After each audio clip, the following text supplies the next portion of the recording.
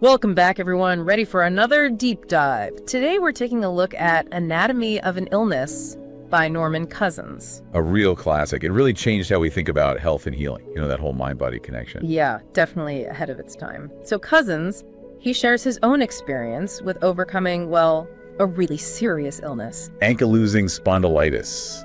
A tough one. It's a collagen disease.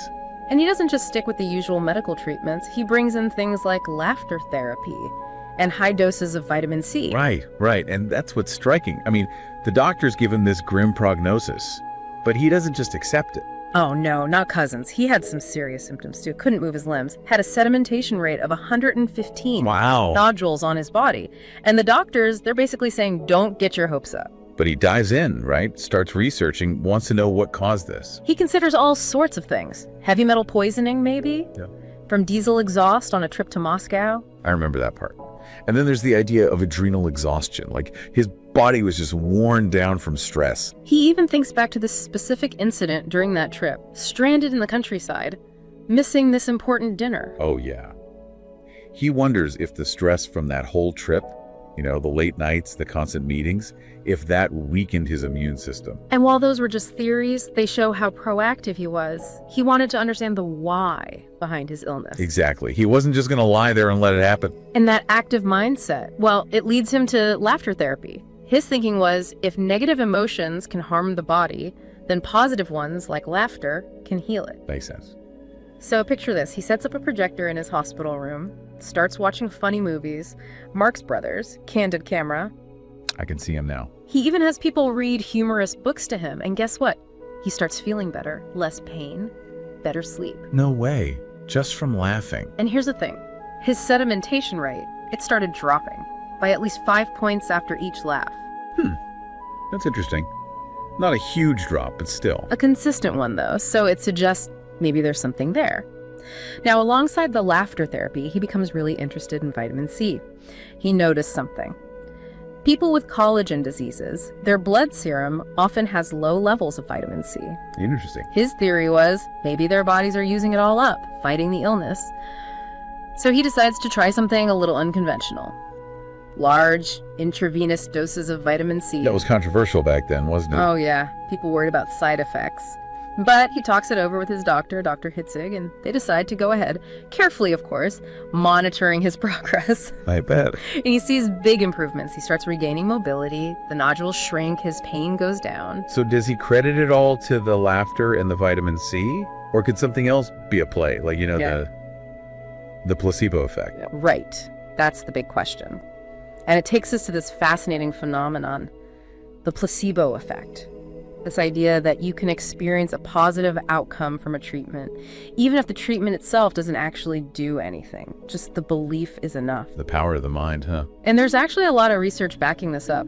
Scientists like Dr. Henry K. Beecher and Dr. Arthur K. Shapiro, they've done studies showing how much our beliefs can affect our health. Really makes you think. So with Cousins, it's possible that his strong belief in the laughter therapy and the vitamin C, combined with his absolute determination to heal, played a role. Maybe that's what made the difference. Maybe. Or maybe the laughter and the vitamin C actually had some physiological effects that we just don't fully understand yet. It could be both, right? All those factors working together. Could be. And this ties into the bigger idea of holistic health. You know, the idea that the mind and body are connected. You can't treat one without the other. And Cousins was a huge advocate for this. He believed healing wasn't just about fixing the physical. It was about the whole person, their mental, emotional, spiritual well-being, all of it. He was inspired by people like Pablo Casals and Albert Schweitzer, both in their 80s and still going strong. Cousins believed their vitality came from their creative pursuits. Music for Casals, humanitarian work for Schweitzer. He even saw it firsthand with Casals. The guy had arthritis, emphysema, but when he sat down at the piano, it was like a transformation.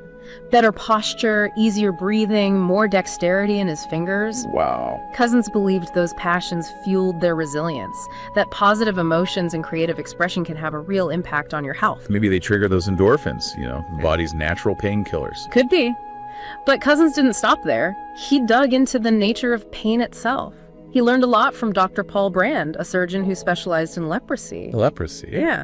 Brand's research was about the complications from leprosy, specifically the loss of sensation in the extremities. You'd think that'd be a good thing, right? No pain.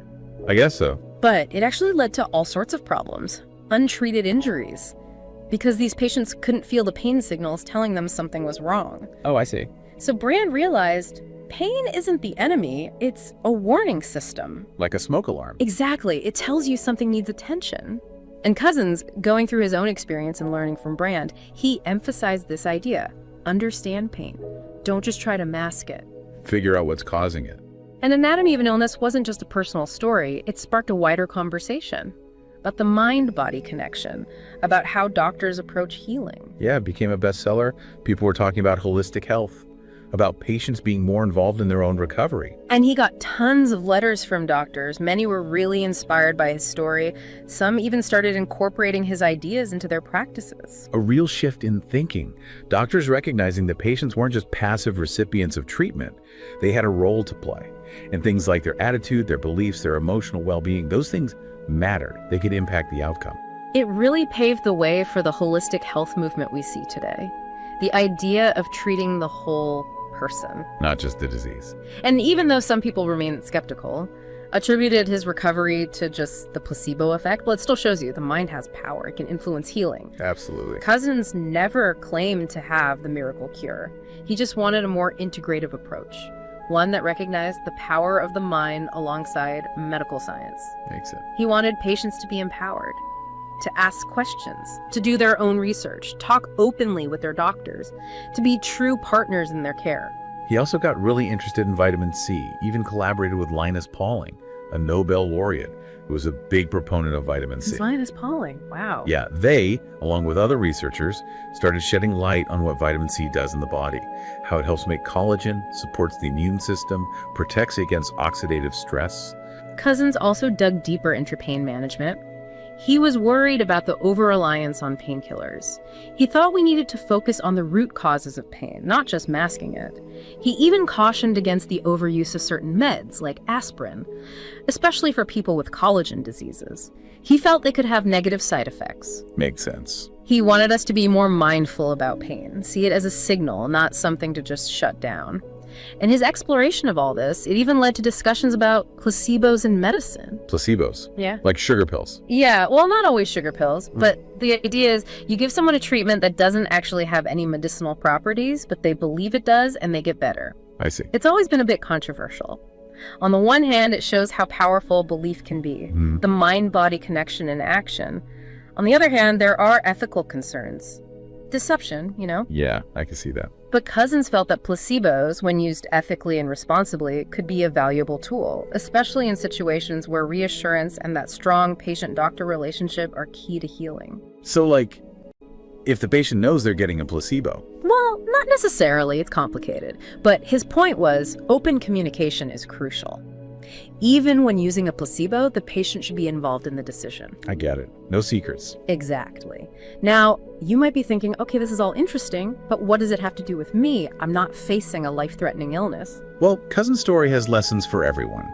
It reminds us that we all have an amazing ability to heal, and that our mindset, our beliefs, how we handle stress, those things can really affect our health. It encourages us to take charge of our well-being, to focus on positive emotions, to manage stress effectively, to make informed choices about our health, and to build strong collaborative relationships with our healthcare providers. It's about taking ownership of your health, being proactive. And it's about listening to your body, understanding pain, addressing the root causes of your health challenges. Not just looking for a quick fix. Cousins also highlighted the power of human connection and compassion in healing.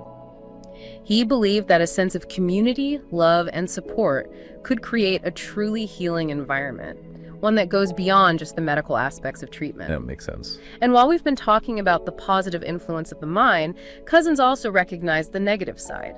You know, negative emotions, chronic stress, feeling helpless, those can have a detrimental effect on the body. Yeah, it's like that saying, worrying is like paying interest on a debt you may never owe. Exactly. He even referred to the work of Hans Sally, who was a pioneer in stress research.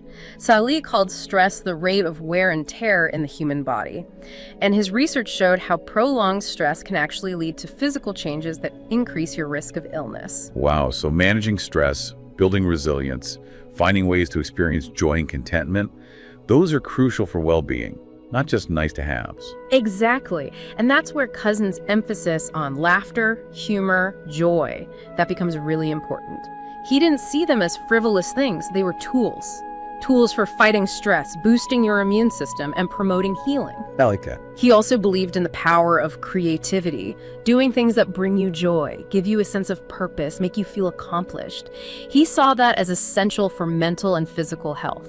Like with Casals and Schweitzer, their passions seem to keep them going. Yeah, so whether it's music, art, writing, gardening, whatever sparks that passion in you, embrace it. It's good for you.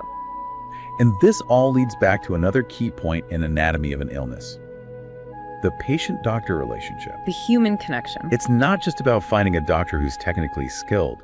It's about finding someone you trust, someone who listens, someone who sees you as a partner in your healthcare journey. Someone's on your team. Exactly. And Cousins, he really emphasized open communication, shared decision-making, mutual respect. He believed that when patients feel heard and understood, they're more likely to actively participate in their healing. And that leads to better outcomes. It's about more than just warm, fuzzy feeling. Oh, absolutely. He argued that this kind of trusting relationship can actually affect the body's healing mechanisms. Feeling confident in your doctor, optimistic about your treatment, that can trigger positive changes that help you recover. It's like a parallel to the placebo effect. You believe in the treatment, you get better. You believe in your doctor, you get better. Precisely. And Cousins really encouraged patients to be proactive. Do your research, ask questions, advocate for yourself. You know your body better than anyone. Healing should be a collaboration. A partnership. Exactly. Now, Cousins' story is incredible, but he also goes beyond that. He talks about some bigger issues with health and healthcare, like how we rely too much on drugs and technology. Right. We get so focused on treating symptoms, we forget about the root causes. Exactly. And he even critiques the hospital environment. He felt like all the interruptions, the lack of privacy, the focus on procedures, well, he felt like that could actually slow down healing. At least it did for him. Yeah, he talks about how different it was when he moved into a hotel room, more control over his surroundings, a more peaceful, supportive atmosphere. Makes you think about how your environment can affect your health. Definitely. Now, he wasn't saying hospitals are bad. He knew they were essential for serious medical care, especially emergencies. Of course. But he was pushing for a more balanced approach, one that considers the whole person, not just the physical needs, but the emotional and psychological ones too. Right. Treating the whole person. And sometimes, he argued, the most powerful medicine isn't a drug or a procedure, it's reassurance, a listening ear, a supportive presence. Simple things, but so important. He really believed those human connections could be more effective than any fancy treatment. And it all circles back to that central theme of anatomy of an illness. The mind and body are connected. And belief can have a huge impact on how we heal. It's a powerful message. And even though it was written decades ago, it's still relevant today. Oh, yeah. We all have a role to play in our own healing. Positive emotions can actually improve our physical well-being. And a good patient-doctor relationship, one built on trust and respect, is essential for good health. So as we wrap up this deep dive into anatomy of an illness, we want to leave you with a question. How can you use these insights in your own life? How can you build a stronger partnership with your healthcare providers? And how can you tap into the power of your own mind to improve your overall well-being? It's like your perspective, your beliefs about your health, they really do matter. That's what Cousins was getting at. Look beyond just the symptoms. Think about your emotions, your mental state, even your spiritual well-being. The whole picture. Right. That's the holistic view. Recognizing that your mind and body, they're connected. You can't separate them. And he really pushed back against that idea of the passive patient, just waiting for the doctor to fix everything. Yeah, he wanted us to be active participants. Asking questions, researching our conditions, speaking up for what we need, and seeing our doctors as partners, not just authority figures. Working together. And that partnership, that trust, that open communication, that's so important for healing. It can make a real difference. Cousins truly believed that a good patient-doctor relationship, where you feel heard and understood, can actually help your body heal. It's like creating the right conditions for healing to happen. Exactly. He thought this kind of positive relationship could even trigger physical changes that promote recovery. So if you feel confident in your doctor, optimistic about your treatment, that can actually help you get better. It's almost like a parallel to the placebo effect. You believe in the treatment, you see results. You believe in your doctor, you see results. Wow, that's fascinating. And that's why finding the right doctor is so important. someone who shares your values, someone who respects your choices, someone who's willing to have those open conversations. It's like finding the right teammate. Exactly. You're in this together. And Cousins also pointed out, sometimes the best medicine isn't something you get from a pharmacy. It's not a fancy procedure. Sometimes it's something much simpler. Human connection, reassurance, a listening ear, someone who just cares. Those things can be incredibly powerful, sometimes even more powerful than anything else. And as we wrap up this deep dive into anatomy of an illness, that's what we want you to think about. How can you be a more active participant in your own health journey? How can you find those healthcare providers who you can truly partner with? And how can you tap into the power of your own mind, your own beliefs, to create the best possible conditions for healing and well-being? Thanks for joining us for this deep dive. Until next time. See you then.